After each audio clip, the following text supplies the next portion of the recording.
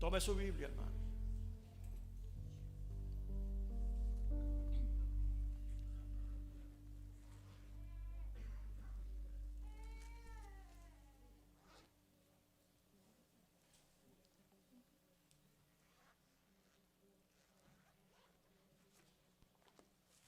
Salmo 23.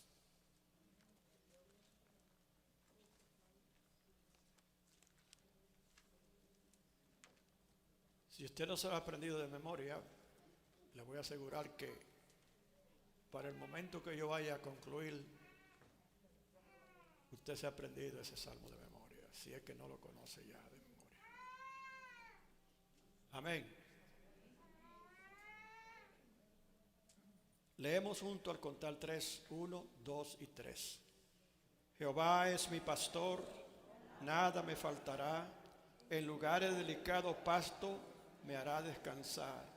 Junto a agua de reposo me pastoreará. Confortará mi alma. Me guiará por senda de justicia, por amor de su nombre. Aunque ande en valle de sombra de muerte, no temeré mal alguno, porque tú estarás conmigo. Tu vara y tu cayado me infundirán aliento. Aderezas mesa delante de mí en presencia de mis angustiadores. Unge mi cabeza con aceite, mi copa está rebosando. Ciertamente el bien y la misericordia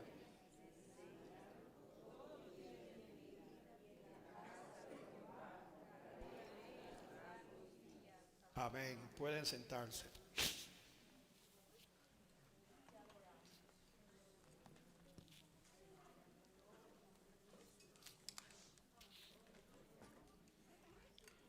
Es increíble que hemos estado hablando de este salmo muy cortito, 6 versículos, por los últimos 3 domingos.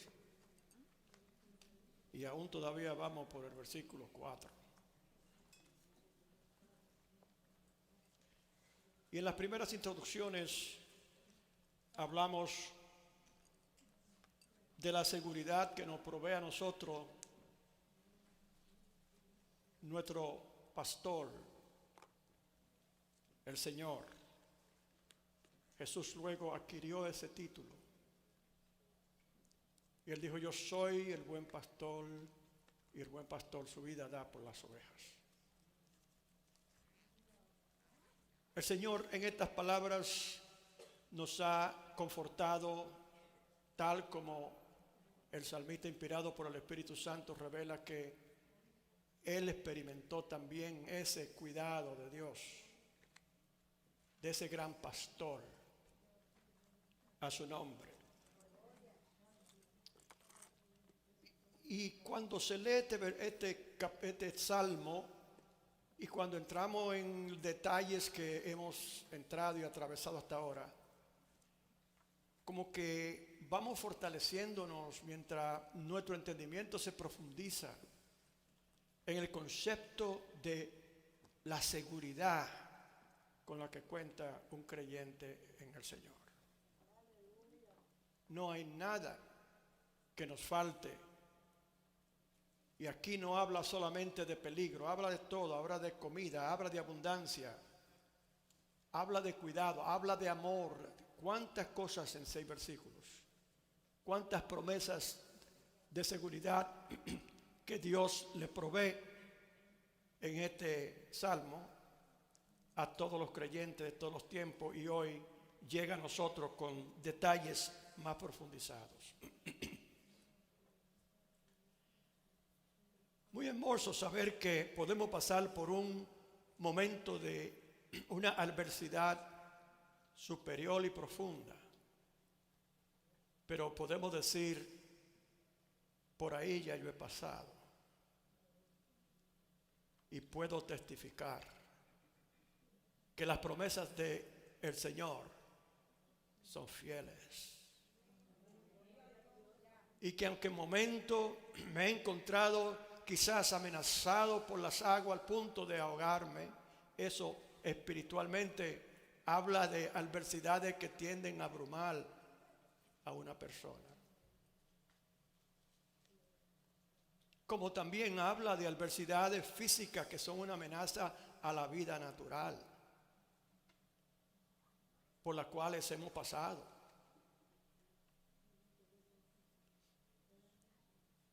Yo siempre he testificado, y yo sé que dentro de nosotros hay bastantes personas que han llegado a cruzar por ese valle y han llegado a concluir,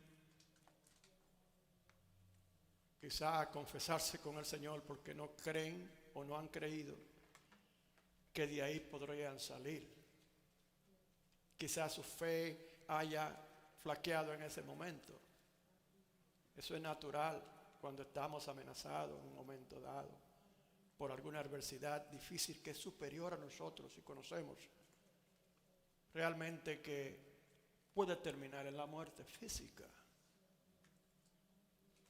Yo lo he pasado, y esto es cuando yo no he estado sirviéndole al Señor cabal.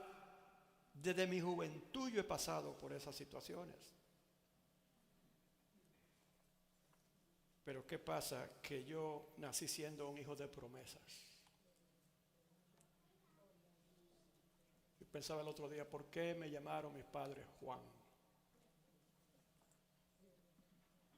Cuando me pusieron ese nombre, y siempre ha sido el caso, eran dos guerreros, dos soldados de Dios, haciéndole batalla al enemigo y cruzando por adversidades increíbles y amenazas.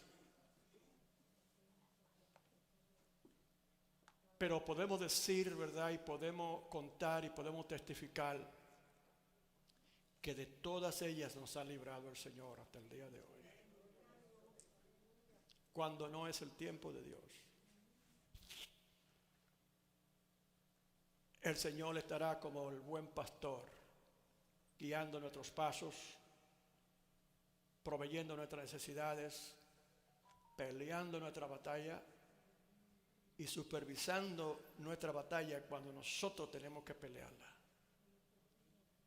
¿Cuántos alaban al Señor? El énfasis que vamos a hacer hoy en este salmo es el versículo 4, precisamente. Aunque ande en valle de sombra de muerte, no temeré mal alguno, porque tú estarás conmigo. Tu vara y tu callado me infundirán aliento. El valle de sombra de muerte es un lugar tenebroso y oscuro. Hay cuantas diversas experiencias de amenaza que se pueden incluir dentro de esa definición por la cual puede pasar un creyente. Es un lugar lleno de peligro mortal al alma, y ese es el peligro principal. No es que yo pierda mi cuerpo, que vaya a la tierra de donde fue formado, es que mi alma no pase a estar con el Señor por una eternidad. Es la muerte espiritual, que significa el despegue de nuestras almas de Dios eternamente. La muerte natural, la separación del alma del cuerpo. El valle de sombras de muerte es un lugar que puede resultar en fracaso o victoria. ¿Qué hace la diferencia? Dijo David aquí, no temeré mal alguno. No temeré mal alguno. Nosotros podemos decir eso también, hermano. No temeré mal alguno. ¿Por qué razón? Porque tú estarás conmigo. Y esa es una promesa que el Señor le hizo a nuestros antepasados y lo comprobaron. Nos las hizo a nosotros, y continuamente mientras estamos vivos estamos pasando por situaciones que continúan añadiendo verificación de que Dios es un Dios fiel a sus promesas. Porque algunos de nosotros, qué cerca hemos llegado, pero el Señor con su mano poderosa nos ha sostenido. Dijo el apóstol Pablo, sí, quizá derribado muchas veces, pero no destruidos. ¿Cuántos alaban al Señor? Porque la mano poderosa, esa vara poderosa del Señor, está ahí para salvarnos. En momentos cuando ya nuestras fuerzas no pueden llegar, al menos que no sea esa la voluntad del Señor. No temeré mal alguno. Tu vara y tu cayado me infundirán aliento. El valle de sombras de muerte es lo que estamos hablando ahora. ¿Por qué no temeré? Porque tú estás conmigo. ¿Por qué yo sé que tú estás conmigo? Porque tu palabra lo dice. Ahora una pregunta muy importante para nosotros.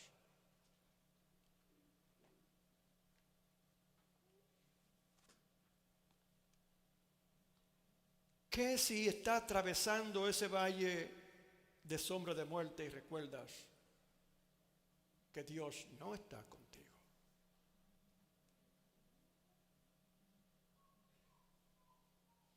Me parece que el Señor quiere hablarle a ese tipo de creyente. Que no es que quizás no estén seguros, porque un momento de duda puede llegar en un momento dado, sino que conocen ya que han estado apartados del Señor por decisión voluntaria y de repente se han encontrado cruzando por ese valle de sombra de muerte y recuerdan, el Señor no siento que está conmigo.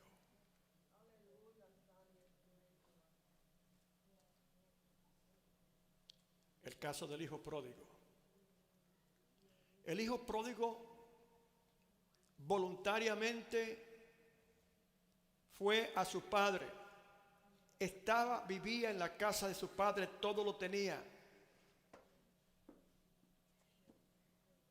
Compara aquí la palabra de Dios a ese hijo y las comodidades que tenía con un hogar donde había un padre que era muy rico. Definitivamente la declaración que hace de ese padre, que era un hombre que en realidad, un padre que en realidad todo lo podía proveer a sus hijos. Todo. Hasta servidores tenían ahí, trabajadores en la casa, etcétera, y todo era perfecto. Mas esa es la naturaleza humana. Que es posible acostumbrarnos a las bendiciones de Dios a tal punto que empecemos a tomarlas como por hecho. ¿Cuántos alaban al Señor? Empezamos a tomar ese concepto livianamente.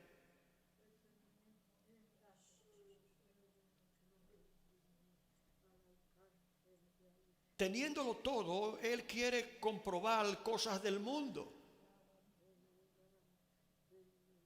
Dice la palabra del Señor, nos recuerda y nos advierte que no miremos las cosas del mundo.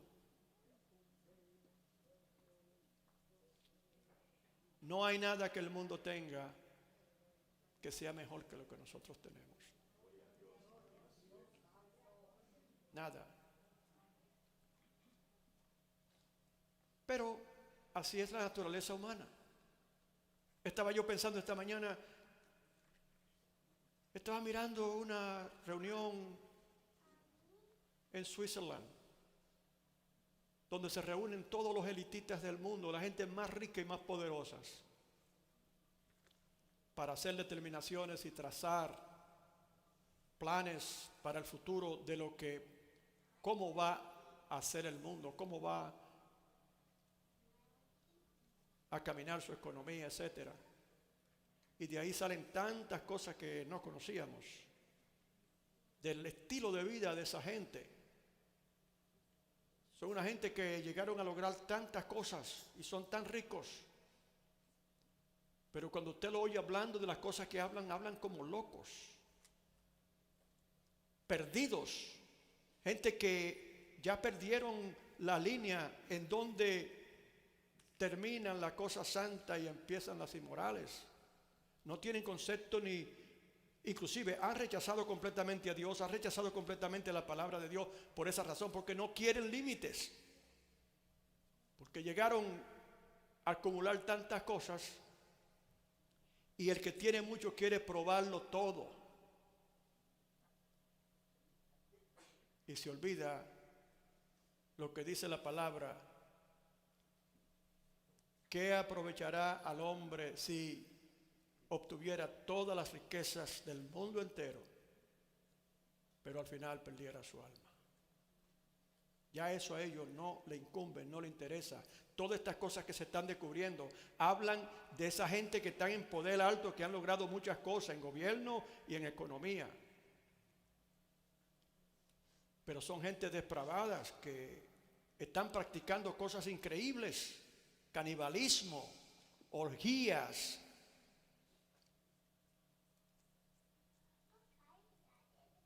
Y cuántas otras cosas. Aquí vemos la naturaleza también en este joven pródigo. Antes de pasar a ser pródigo, encontramos en este joven también la misma naturaleza humana. Todo lo tiene. Paz, tranquilidad. Puede ser que se aburra una persona de tener paz y tranquilidad y todo. Óigame. Pero es así. Un teorista en el área de conceptos organizativos, Maslow, habló y creó una pirámide de necesidades, le llaman. Y en sus observaciones, el hombre también, definitivamente era un gran psicólogo. En las pirámides él pone que por la parte de abajo representa las cosas básicas que el hombre ha de tener y pone las prioridades hacia arriba, pero busca siempre el hombre a tener una y subir a la otra, aunque hay muchas personas que se quedan en un solo lugar. Pero que naturalmente el hombre, la raza humana, tiene esa naturaleza, dice él. Y al final en la cúspide, después que ha logrado todo de lo que son las cosas básicas y más allá,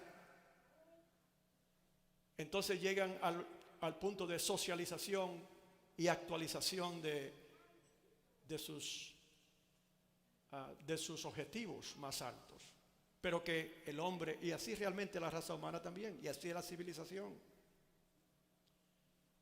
No es eso lo que buscamos, una utopía, lo que buscan el mundo. Nosotros ya la utopía la tenemos, hermano.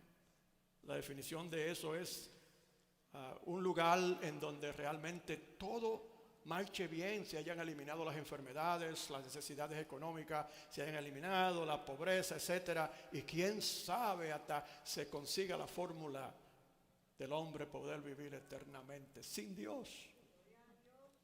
El problema es que sin Dios está muerto. ¿Cuántos se alaban al Señor? El hijo pródigo fue al padre y le dijo que ya no quería más estar allá, que le diera lo que le correspondía. Él se puso legal para que le entregaran lo que a él le correspondía si el padre hubiese muerto. Y el padre fue tan razonable que, no habiendo muerto todavía, porque un padre natural le dice, pero tú me estás hablando a mí como que yo estoy muerto ya. Eso es lo que le va a decir, porque la herencia es cuando mueren los padres, no es mientras están vivos. Pero él fue al padre y le exigió herencia antes del padre morir. En otras palabras, una persona completamente irracional. Lo primero que debió de descubrir es que todo lo tenía, el cuidado, el soporte de Dios en todo, la bendición de Dios en todo. No tenía que, nada más tenía que quizá lijarse las uñas. Y quizá eso se lo hacían otros. En un triste momento de rebelión de su alma, decidió retirarse del cuidado que le ofrecía el buen pastor, a vivir la vida de independencia y desenfreno del mundo. Miró las cosas del mundo y quiso ir a probarla saciarse de muchas cosas. Un poco muy tarde se vio recordando cómo lo tuvo todo cuando habitaba bajo la sombra del Altísimo Dios, el Omnipotente. ¿Y cuáles fueron los resultados? Él, como tantos otros, llegó y tuvo que pasar por ese valle de sombra de muerte, sin la protección de su padre, de su pastor, que lo amaba, que lo cuidaba, que lo protegía, bajo la sombra del Altísimo. Salmo 91. El que habita a la sombra del Altísimo morará. El que habita la habitación del Altísimo morará bajo la sombra del Omnipotente. Dos sombras diferentes, hermano. Y de eso es que estamos hablando.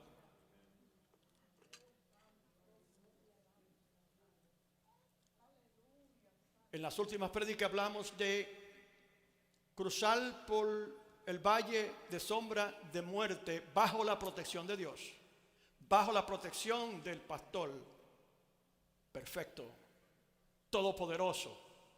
¿Cuántos alaban al Señor? Hoy estamos hablando de pasar por esa valle de sombra de muerte, habiendo voluntariamente una persona que conoció a Dios, haberlo abandonado. Y al principio, claro, todo el color de rosa. Vamos con los amigos, era joven, ¿verdad?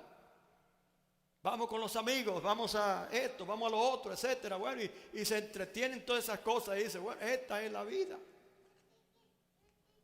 Pero tarde que temprano conocemos que va a llegar la adversidad. ¿Sabe por qué? Porque este no es un mundo perfecto. Sabemos que la desobediencia original de nuestros primeros antepasados en el jardín del Edén crearon una situación en donde la tierra misma fue maldita por Dios. Y en vez de producir automáticamente las bendiciones de las cosas que necesitaba, el sustento para los primeros padres nuestros, Dios les dijo que ahora espinos le nacerían. Quiere decir que no iba a ser fácil la situación. Y yo creo que de ahí fue que salió inclusive esa naturaleza, cambió de los animales, esa naturaleza de depredadores y víctimas. ¿Cuáles fueron los resultados?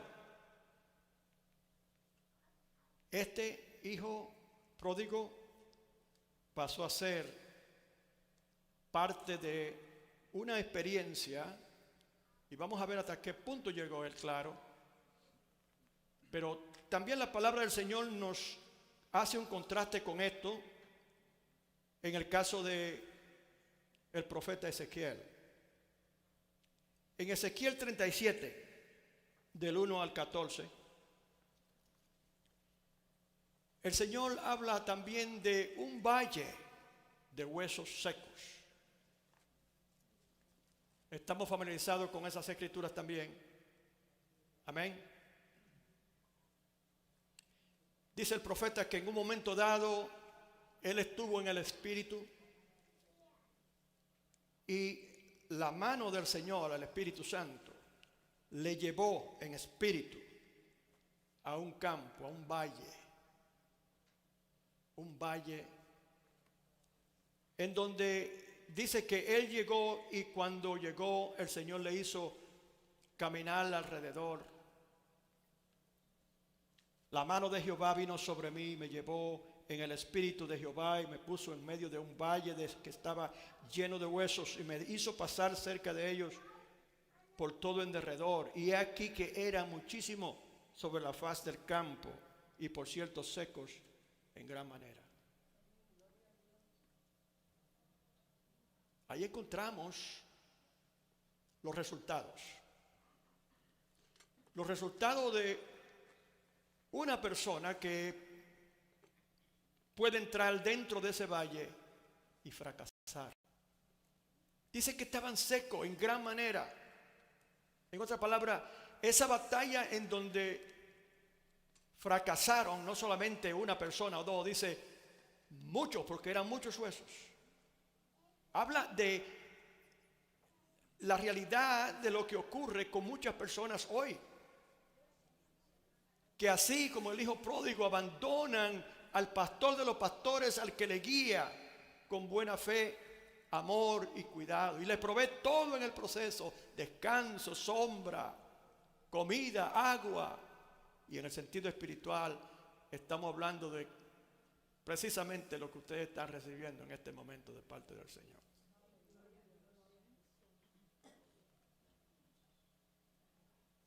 Y empiezan a mirar al otro lado mientras ya lo tienen todo. Y se olvidan del gran peligro por el cual está expuesto una persona, sea quien sea, que continuamente camina sin Dios, no importa sea creyente o no. ¿Cuántos alaban al Señor?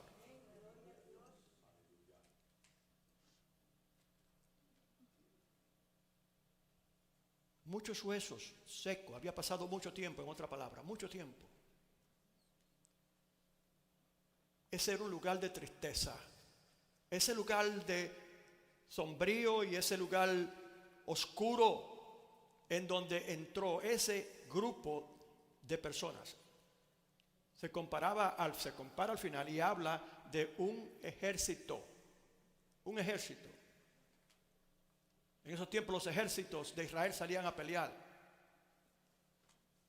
Luego dice la palabra aquí que está hablando del pueblo de Israel. Un lugar de olvido. Un lugar triste, de tristeza, que evocaba tristeza y temor y terror, porque cuando usted entra a un lugar de sombra, un valle de sombra, de muerte, como decía la última vez, hasta el olor en ese lugar tiene que ser de muerte. Pero también esos huesos secos en gran manera hablaban de una batalla que allí se había librado, y de seguro que se conocía de parte de los pobladores. Hubieron batallas asimismo que Israel perdió, literalmente hablando, en contra de sus adversarios por haber ido a pelear esa batalla sin la protección de Dios. Un rebaño completo que cae, pero no porque Dios no hace el esfuerzo y continuamente busca proteger a su rebaño, porque Él lo defiende y lo cuida. Pero ¿y qué cuando una ovejita del Señor decide que ya no quiere andar más con Él? No es Dios que le dice a él ni a ella, son ellos que hacen sus decisiones. ¿Cuántos alaban al Señor? ¿Qué dice ese escenario a el profeta antes de que Dios le revelara los propósitos por los cuales Él lo había llevado a ese lugar? De seguro que cuando él vio eso dice: wow, este es un caso perdido. Aquí se perdió una batalla. Y todos los que participaron en esa batalla cayeron aquí, testigos son sus huesos, secos en gran manera. ¿Cuántos alaban al Señor? A su nombre.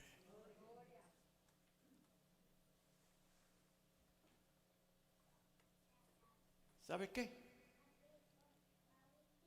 Nosotros tenemos ese valle de huesos secos a nuestro alrededor. Y algunas veces esos esqueletos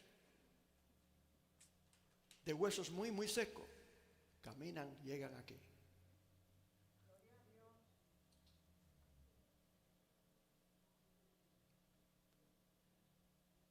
Quizás ellos aquí oyen y han escuchado como esa mujer enferma por 12 años con flujo de sangre. Jesús está pasando, en aquel lugar se habla de Jesús, sí. Esto y esto y esto ocurre cuando el Señor está presente. Y son quizás personas espiritualmente muertas, estamos hablando, que necesitan vida. Por eso llegan en la vida física con cuerpo humano, pero en el espíritu sus almas están muertas. ¿Por qué tiempo? Pueden ser huesos de muchos años, o pueden ser recientes. Y de eso vamos a continuar hablando. Aquí quizá diría un observador humano cuando llega a un lugar como ese: aquí no hay esperanza. Inclusive a nadie le gustaría. ¿A cuántos de ustedes les gustaría vivir cerca de un cementerio?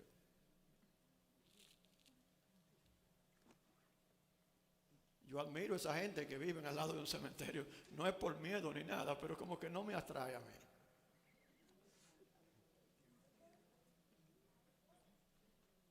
Inclusive todos los recuerdos que yo tengo del cementerio cuando era niño eran lugares de terror.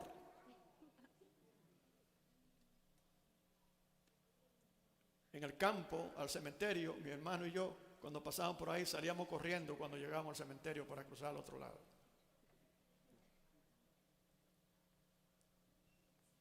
Un lugar sin esperanza, donde no hay vida, habla de una caída. Y hoy más que nunca esa es la realidad dentro de la misma iglesia, porque si caen de la presencia de Dios es porque eran creyentes. ¿Sí o no? El Señor lleva al profeta ahí y le dice: hijo de hombre, vamos a hablar en términos, ¿verdad?, nuestros. Hijo de hombre, ¿qué tú estás mirando? Porque dice que él miró y vio que había muchos huesos alrededor y todos estaban secos en gran manera. En otras palabras, mucho tiempo había pasado. Estará él preguntando: pero ¿por qué el Señor? Seguro que el Señor me va a decir algo bien interesante aquí, pero ¿qué será? Porque estos huesos no tienen esperanza. ¿Cuántos alaban al Señor?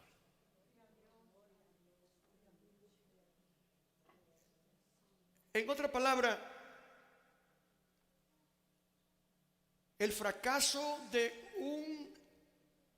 un alma que entró por el valle de sombra de muerte y lamentable cayó víctima en ese lugar. Hace mucho tiempo, huesos secos. Reciente, aún está muerto. ¿Cuántos alaban al Señor? Lo que el Señor quiere decirnos con esto, hermano, que para Dios o con Dios nunca se puede decir: para estos ya no hay esperanza. ¿Cuántos alaban al Señor? Hijo de hombre, mujer de hombre y mujer, vivirán estos huesos secos en gran manera. Recuerde que esa misma pregunta nos hace el Señor a nosotros hoy. Porque a nuestro alrededor y bien cerca de nosotros, esos huesos secos están muy visibles. Vivirán estos huesos.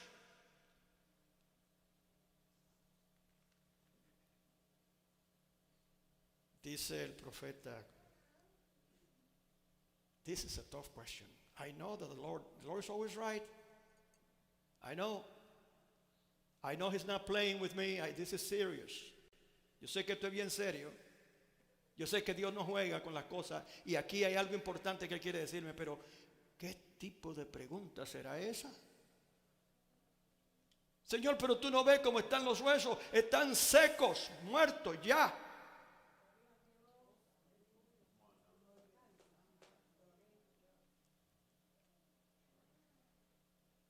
Señor, tú lo sabes. Bueno, dijo lo obvio, porque el Señor lo conoce todo. Le tiró la pelotita al otro lado, ¿verdad?, al Señor. Tú lo sabes, Señor.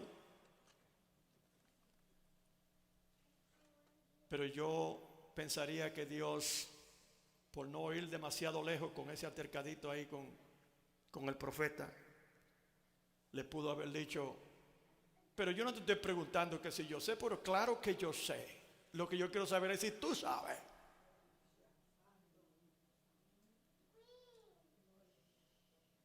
En otra palabra, te voy a mandar a una misión importante. Requiere fe, porque tú no puedes ir a compartir con otro lo que tú no tienes. ¿Cuántos alaban al Señor? Contéstame: ¿vivirán estos huesos, hijo de hombre? Señor, tú lo sabes. Yo creo que el Señor midió la fe del profeta Ezequiel en ese momento. Pero aunque él no respondió, creo yo, de mi punto de vista, lo suficientemente afirmativamente, demostrando que hay fe, que había fe en él para esa misión, él tenía suficiente fe para poder llevarla a cabo. Pero lo que él iba a ver en ese momento, eso iba a terminar de prepararlo a él. Y si había duda en él, el Señor le iba a demostrar que para él nada es imposible. ¿Cuántos alaban al Señor? Nada es imposible.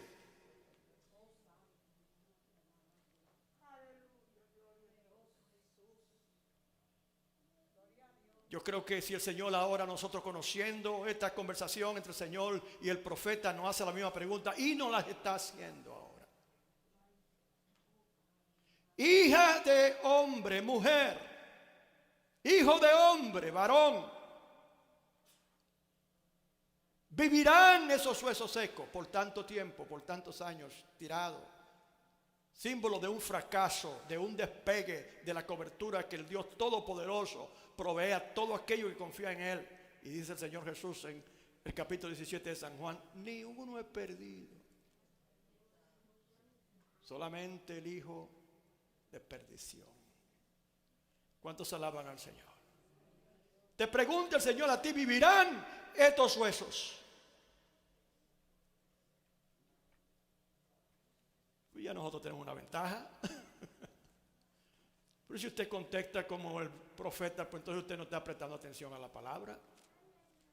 Ya yo conozco lo que el profeta le contestó a Dios y cómo Dios reaccionó. Ahora es de mi parte yo saber y conocer por qué el Señor le preguntó y qué eso significa para mí. ¿A quién le enseñó algo el Señor con esa pregunta? A nosotros también. ¿Cuál es la respuesta de nosotros? Amén, amén, amén, amén, amén.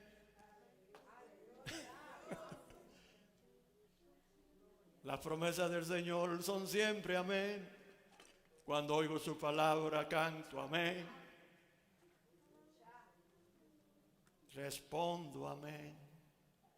¿Cuántos alaban al Señor? Amén, amén, amén, Señor. Amén quiere decir sí. Señor, tú puedes todas las cosas, Señor. Esa es una declaración de fe y confianza en Dios. Vamos a pasar al Nuevo Testamento, porque el Señor quiere llevarnos a nosotros hoy a ese lugar, a estar dentro de ese valle en este momento. Cierre sus ojos por unos segundos.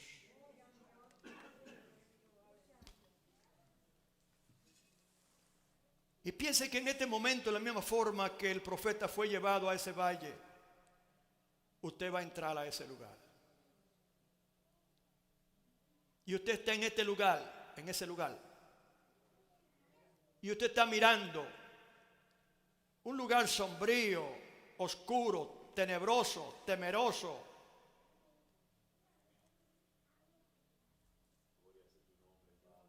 Dios enciende la luz para que pueda ver. Y tú puedes mirar. Así mismo sucedió ahí. Dice que el Señor alumbró ese lugar, una luz alumbró ese lugar. Y tú puedes en este momento ver ese escenario de tantos huesos secos. ¿Qué está mirando? ¿Qué ves? ¿Qué siente? El profeta Ezequiel vio un amontonamiento de huesos que estaban secos en gran manera. Y ahora el Señor te pregunta a ti, ¿vivirán estos huesos?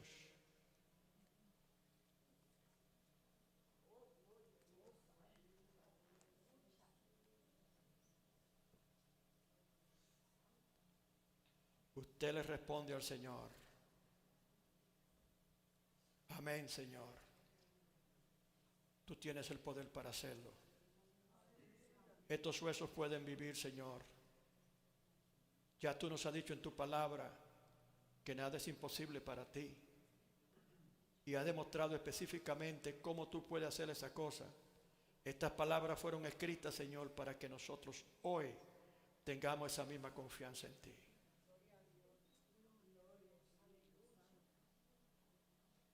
Oh sí, Señor, le dijo Marta a Jesús. Yo sé que mi hermano vivirá al fin de los tiempos en la resurrección. Y le responde el Señor a Marta: Marta, ¿no te he dicho que si creyeres verá la gloria de Dios?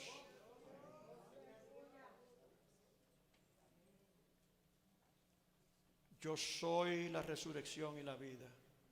El que cree en mí, aunque esté muerto, vivirá.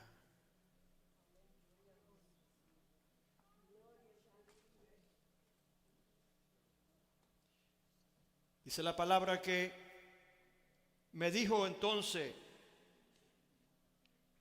profetiza sobre estos huesos y dile: huesos secos, oíd palabra de Jehová.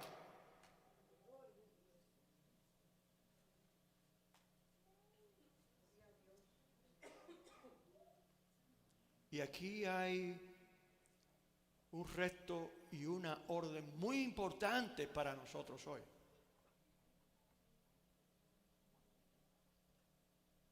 Quizás la razón por la que nosotros, la Iglesia de Jesucristo, no toma eso tan serio es porque se usa la palabra profetiza. Y es una palabra que todo el mundo le tiene miedo. Y con buena razón. Porque libre nos dio que estemos hablando no lo que el Señor pone en nuestros labios. Porque ese es el profeta, la profetisa, la que dice las cosas que Dios pone en su boca. Cuando se está predicando la palabra de Dios, se está profetizando. ¿Por qué razón? Porque se está hablando las cosas que está diciendo el Señor en su palabra. Por esa razón es que cuando ustedes reciben el bosquejo para la gloria de Dios que ustedes reciben, está repleta y llena de palabra de Dios, de citas bíblicas, para que se sepa que se está hablando palabra de Dios. Profetiza, hijo de hombre. Te está diciendo el Señor ahora a ti. Tú le contestaste, ¿verdad? Tú cerraste los ojos, tú viste el escenario. ¿Y quiénes son esos huesos secos? Son las almas. Y son los creyentes que una vez andaron con Dios y se apartaron de Él. Y por mucho tiempo han estado divagando en su mente, buscando forma de acomodar la realidad de que ya Dios no está con ellos. Son huesos secos en gran manera. Y los que están más cerca de ellos podrían decir: Señor, lo estoy mirando, estoy en el campo, yo estoy mirando aquí a fulano que es mi hermano, fulano que es mi hijo, o fulana que es mi hijo, o fulano que es mi amigo. Yo estoy mirando en las calles tanta gente que no conocen a Dios. Estoy mirando nacionalmente, estoy mirando alrededor del mundo cómo el hombre intencionalmente se aparta de ti. Son gente perdida, muerta, huesos secos, una pila de gente, huesos secos en gran manera. Por todo alrededor, Señor. Ok, tú viste eso y tú dijiste y respondiste que yo puedo hacerlo, quiero que tú entiendas esto muy claramente, hijo de hombre, mujer de hombre. Tú eres la que tiene que profetizarle. Y así es que tú le dirás mi palabra, porque yo soy el que voy a hacer la obra. Pero tú profetizarás mi palabra.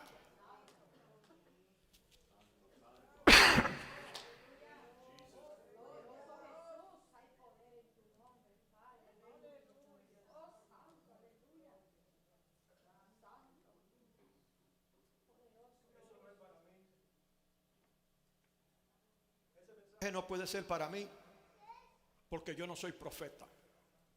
Ese mensaje no puede ser para mí porque yo no soy profetisa. Es que cuando nos conviene nosotros no somos muy santos, ¿sabe?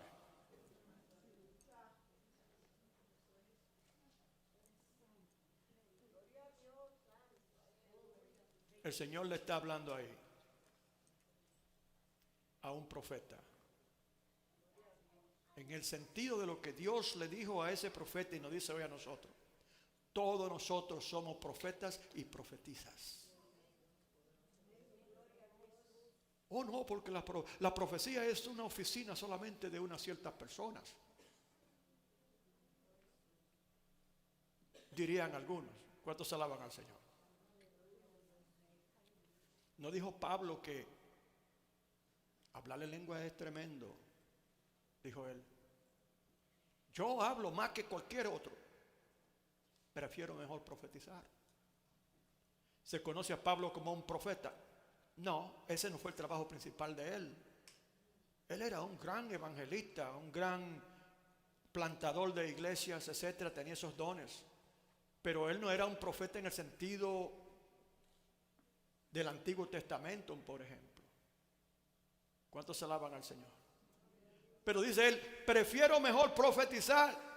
Y está hablando de hacer la diferencia entre cosas que son entendibles y otras que no, porque había un desorden en la iglesia con hablar en lenguas. Todo el mundo estaba muy excitado con ese don y lo sobreponía sobre todos otros dones y le estaba haciendo demasiado énfasis al punto que él tuvo que corregir la iglesia. Sí, no, eso es bueno, no dejen de hablar en lenguas, porque el que habla en lengua habla a Dios, en lenguas angelicales. ¿Cuántos se alaban al Señor? Pero prefiero mejor profetizar. Porque ¿qué sucede cuando una persona inconversa llega a sus reuniones y ustedes lo que están es hablando en lenguas que ellos no entienden? En otras palabras, el concepto de la iglesia no es nosotros estar continuamente excitándonos con los dones del Espíritu y sintiéndonos bien con esas cosas. Es hacer el trabajo de evangelismo que lleva a salvación del hombre. ¿Cuántos alaban al Señor? Entonces, Pablo está diciendo, ustedes también pueden hacer lo mismo. En otra palabra, definitivamente que el que habla la palabra de Dios para salvación a las almas está profetizando como lo hizo Ezequiel. Profetiza, hijo de hombre. Ahí habla de hijo, era la forma de hablar en ese tiempo. Mujer de Dios. ¿Cuántos alaban al Señor? Profetízale a esos huesos. Yo quiero resaltar una persona hoy que está con nosotros en nuestros medios hoy. Y yo quiero que esta persona entienda que lo que voy a decir tiene que recibirlo con humildad. Tiene que recibirlo entendiendo que Dios es el que recibe toda gloria y toda honra. Pero el Espíritu me mueve a hacerlo para que usted entienda lo que estamos diciendo.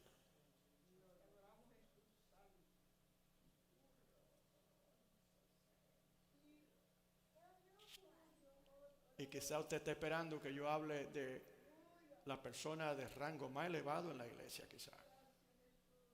Pero lamentablemente eso no es lo que yo voy a hacer.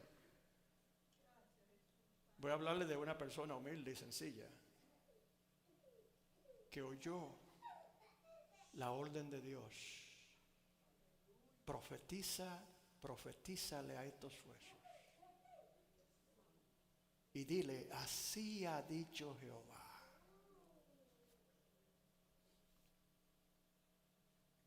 Esa es la hermanita Xiomara.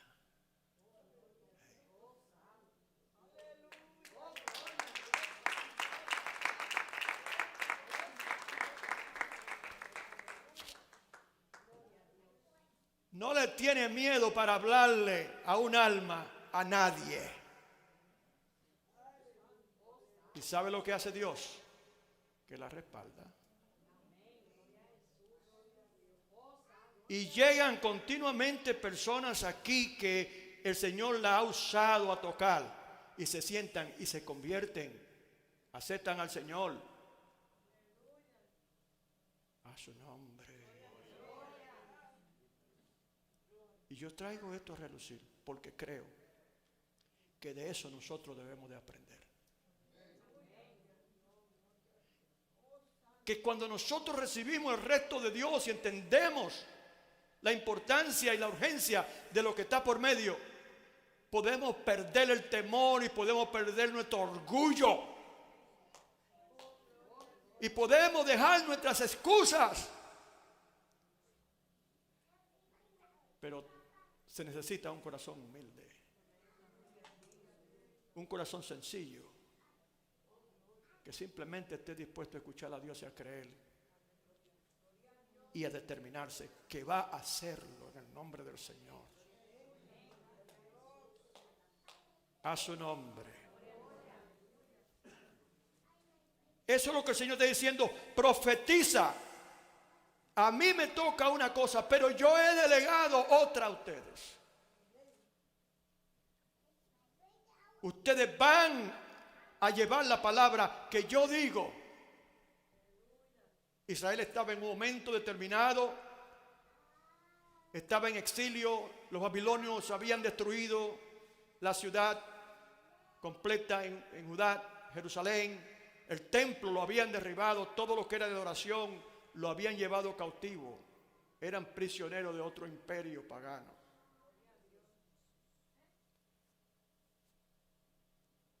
Pero allí oraban ellos y esperaban en Dios. Y quizás habían llegado al punto de creer que ya no había esperanza para ellos. Huesos secos en gran manera. ¿Cuántos alaban al Señor?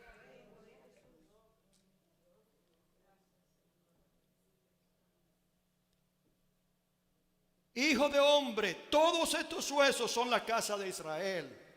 He aquí ellos dicen, nuestros huesos se secaron y pereció nuestra esperanza y somos del todo destruidos. Por tanto le dice Dios a él, profetiza y dile, así ha dicho Jehová el Señor. Dice en otra palabra, porque yo tengo buenos planes para ti. ¿Cuántos alaban al Señor? Quizá tu esperanza ha llegado al punto de que tú ya quizás no puedas creer que Dios pueda hacer nada contigo. Y como el Lázaro, el hombre mendigo enfrente de la iglesia de la casa del hombre rico, allí simplemente pidiendo migaja no le daban. ¿Cuántos alaban al Señor?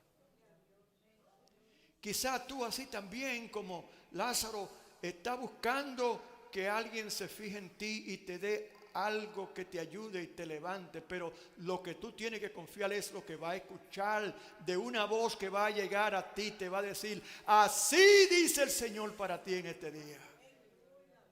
Por tanto tiempo tú has creído que tu condición y tu situación ha de permanecer en ese estado de destrucción. Pero yo quiero que sepa que tengo planes para ti. Y quiero que recuerde que no hay nada imposible para mí. Porque esto es lo que yo quiero hacer contigo. Solamente que alguien se levante y te hable. ¿Qué es lo que el Señor está esperando? Hay gente que se sienten así destruida, fuera de nuestros medios. Está lleno el mundo de ellos. Nosotros como las hormiguitas que tienen sus asignaciones. Una van y buscan la comida, otra buscan las cosas de construcción.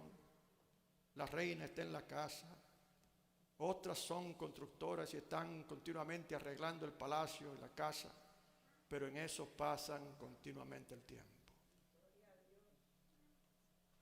Pero Dios está esperando que nosotros despertemos como los profetas y profetizas de esta generación.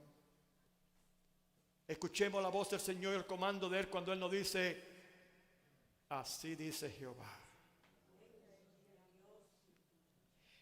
He aquí yo abro vuestro sepulcro, pueblo mío, y os haré subir de vuestra sepultura. Pero oiga lo que ocurrió cuando profetizó el siervo de Dios, que es lo que va a ocurrir cuando nosotros profeticemos a las almas perdidas, esos huesos secos.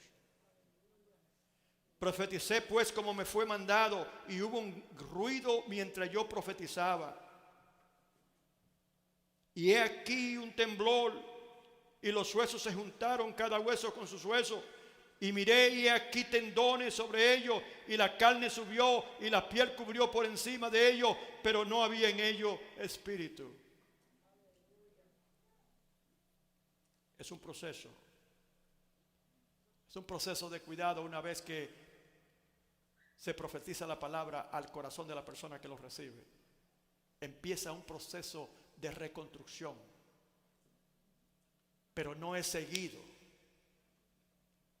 Todavía la vida no estaba ahí. Todavía la persona no era restaurada. Le faltaba algo. Y me dijo: profetiza al espíritu. Eso es al alma de los huesos. Estaba el cuerpo ahí, el espíritu de los huesos. Estaba el cuerpo ahí, pero no tenía la chispa de vida que el Señor le dio a Adán y Eva cuando lo creó por primera vez. Eso había salido todo. A su nombre.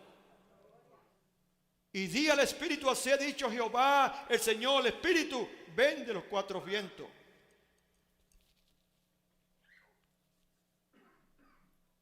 Sopla sobre estos muertos y vivirán. El profeta se determinó a profetizar la palabra, a creerle a Dios, que una vez que él obedeciera y él dijera lo que el Señor le dijo que dijera a esos huesos secos, no está hablando ahora a persona completa, está hablando a una imposibilidad completa. Por esa razón necesitaba fe, y es lo que necesitamos para creer, como esta hermanita, que si habla la palabra, alguien va a conocer al Señor. A su nombre. Yo creo que esa es la hermanita que se convirtió el domingo. No vino hoy ella. Ok. Profeticé como me había mandado, y entró espíritu en ellos, y vivieron y estuvieron sobre sus pies un ejército grande en extremo. ¿Cuántos alaban al Señor? Porque el Señor así lo dijo.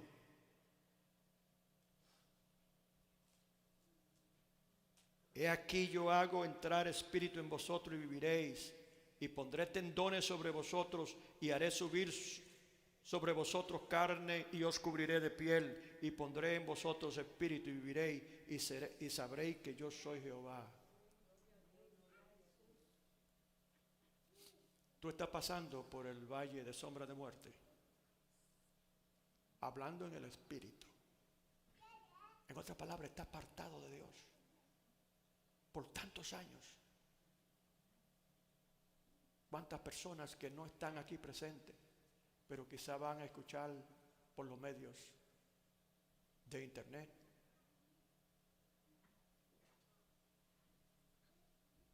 Ha caído y te ha levantado, y sigue cayéndote y levantándote, pero todavía está viva. Hay esperanza. Pero ¿qué ocurre cuando muere completamente y pasa el tiempo y solamente queda de ti ya los huesos secos? ¿Qué concluirías tú? Ya para mí no hay esperanza. no creo que Dios va a escucharme más.